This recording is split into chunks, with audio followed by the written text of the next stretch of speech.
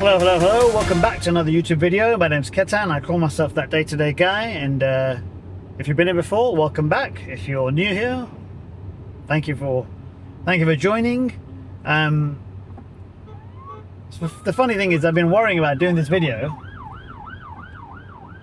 and how I'm going to articulate myself, and as the title of the video says, how I handle worrying. So I thought to myself, you know what, just like fuck it, just talk, forget rehearsing it and trying to figure out how you're gonna articulate yourself. So here we are, and I thought, what better way to start than to talk about the things that I worry about. And I'm sure there's people out there who probably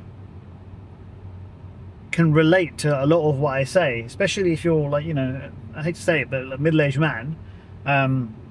So what do I worry about? I worry about for example, my finances. I'm going to be 50 next year, 49 in a few months, and I think to myself, I'm closer to retirement age than I am to when I started working. So with work being so challenging these last few years, since 2022, our biggest year, progressively our turnover has gone down since then, since the interest rates start to go up and general cost of living crisis and all that malarkey.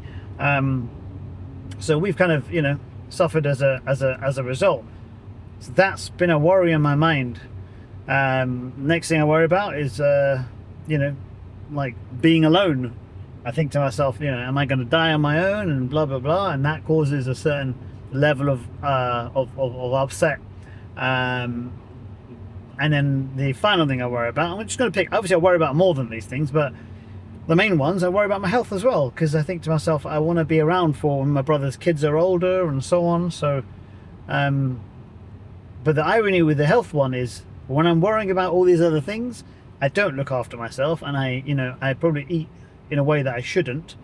And that's normal, you know, we've all got our things that we look to for comfort. Some people it's drinking, some people it's smoking, you know, whatever the case may be. For me, it's definitely eating. So let's break those down. A thing that I think is, so the financial one is what really made me come up with this analogy of the ability to afford yourself the ability to worry, right? So anytime I find myself worrying now, I think to myself, okay, like, wallow in this for a little bit, but have a plan. Like, think, you know, what am I gonna do? How am I gonna get out of this? Because ultimately, it's the decisions that I made, broadly speaking, that got me to the place that I'm in. So the decisions that I made, and there's a whole thing about responsibility. And the way I live my life is, I think to myself, if I look at things in a way that I caused them, then I can cause myself out of the mess that I perceive myself to be in. And that's especially useful for things like personal finances and you know, health and so on.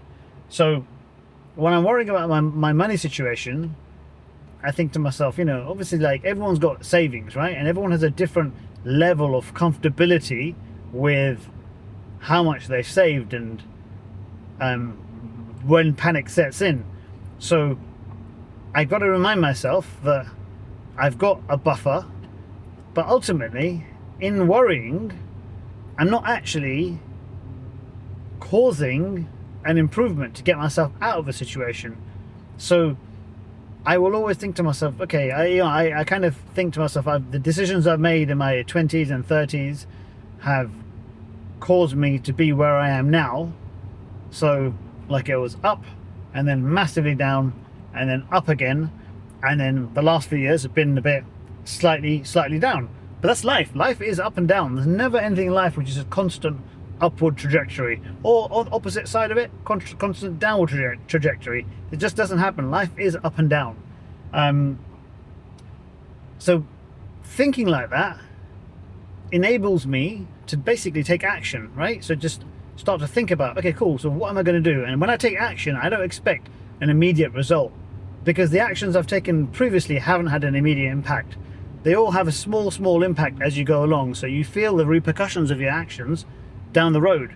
So in the same way, I think to myself, okay, so if I'm changing the direction of the ship now, I want to feel the difference later on.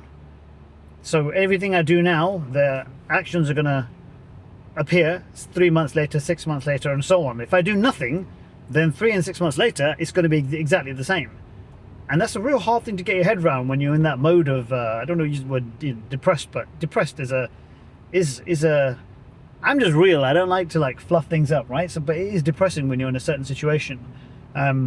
So the affordability analogy comes from, like, I think to myself, what is my savings pot, and does that afford me the ability to worry, and how long to worry for? But ultimately, even with that analogy, like, it doesn't matter. It's not a case of how long I can afford to worry for.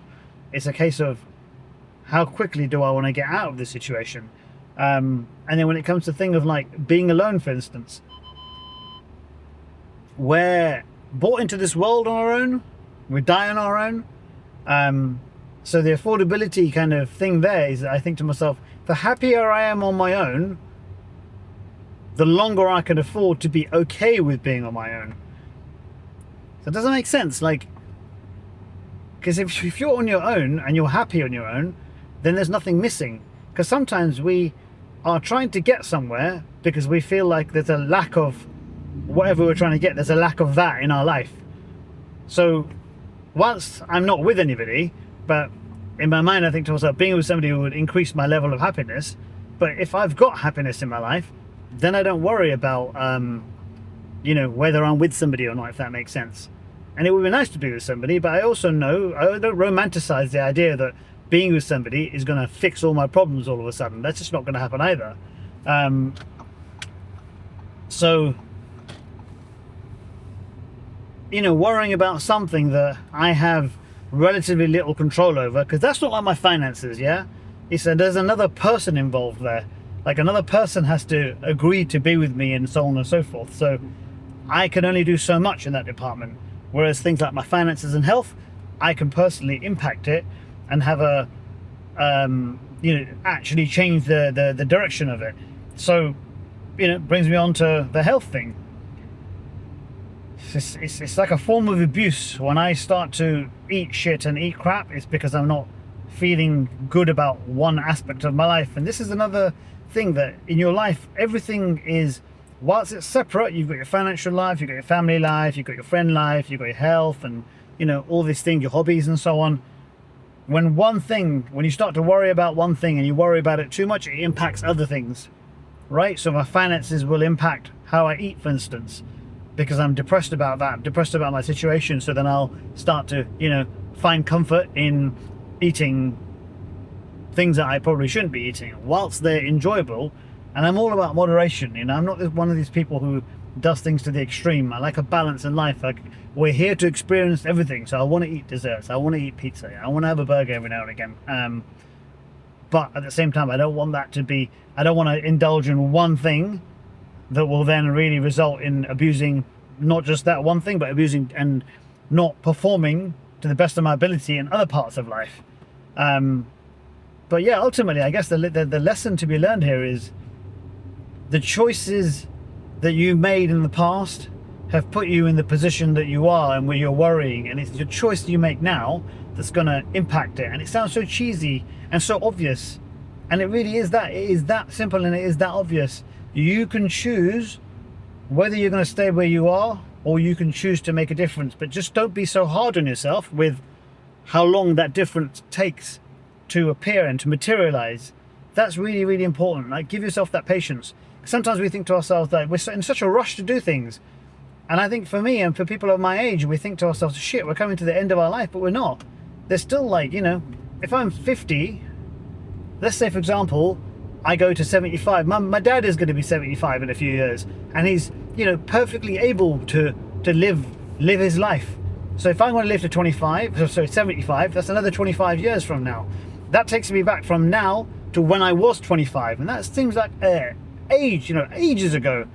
So when I think of it that way, I think to myself, well, you've got another 25 years to go, and it's your choice whether you're going to live those 25 years in a state of uncertainty and darkness, like we're in now, or you're going to take control and you're going to direct the ship, and you're going to do something with your life and live your life in a more happy, positive way.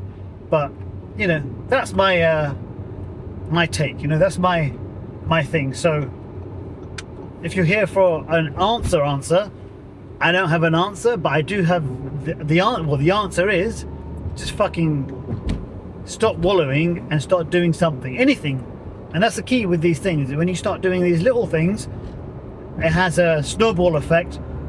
It puts you in a positive state of mind, and you feel better about yourself, and that will impact so many different things. I know when I started taking my health seriously and I lost a whole bunch of weight, it made me feel a bit more confident in what I could wear and so on. I generally became a bit more active and healthy, and it had an impact on other parts of my life. You know, my relationship with my family, for instance. Like we're a very lucky position to be in, where we've got a real nice family dynamic, and that comes from just me being happy with myself, because then it means I don't take things out on my family. I don't take the things I'm angry with myself, I don't take it out on them, if that makes sense. Anyway, I think that's enough for now. I'm gonna carry on doing more of these videos and just talking about the stuff that I kind of lost my way there a little bit with this YouTube channel. So if you've got this far, thank you for watching, and I genuinely appreciate it from the bottom of my heart. And yeah, we'll see you next time. Ciao for now.